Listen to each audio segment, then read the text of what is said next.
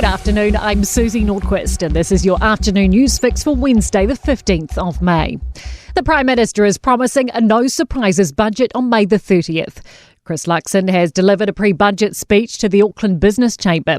He says it will cut wasteful projects, move money from back offices to the front line in education and corrections, and invest in infrastructure.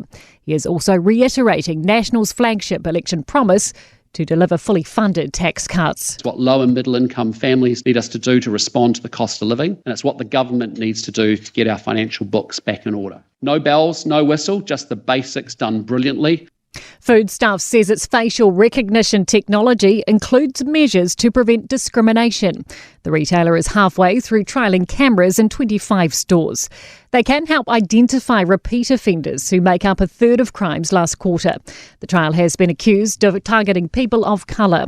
Company Secretary Julian Benefield told TV1 they understand the concerns. There is a minimum 90% accuracy threshold before a match is triggered, and as I mentioned previously, if you are not a repeat offender, your image will be immediately deleted.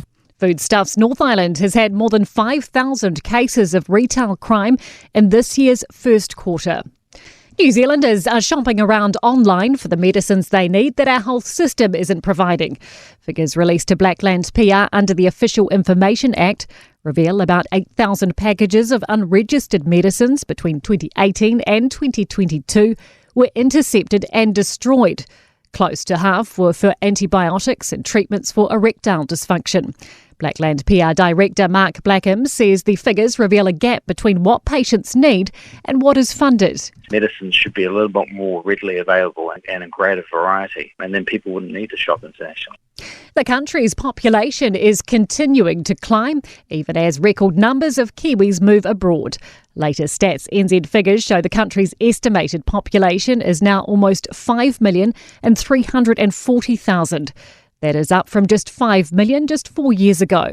Massey University's Paul Spoonley says more New Zealanders are moving away than ever before, probably driven away by rising costs. We're 6 months into a new government, and I thought the new government might have encouraged people to stay, but the numbers leaving are just extraordinary. 78,000 New Zealanders left. New Zealand Wool is having its time in the limelight, featuring in a documentary on the world's largest public broadcaster.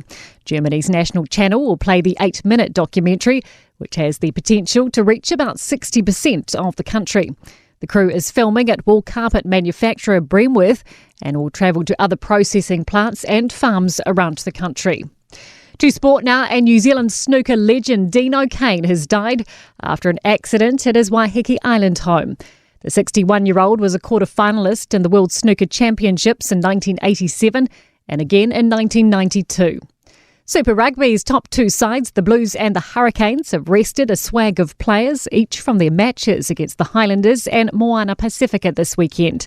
The Chiefs welcome back Damian McKenzie and Sean Stevenson to face the Rebels in Melbourne.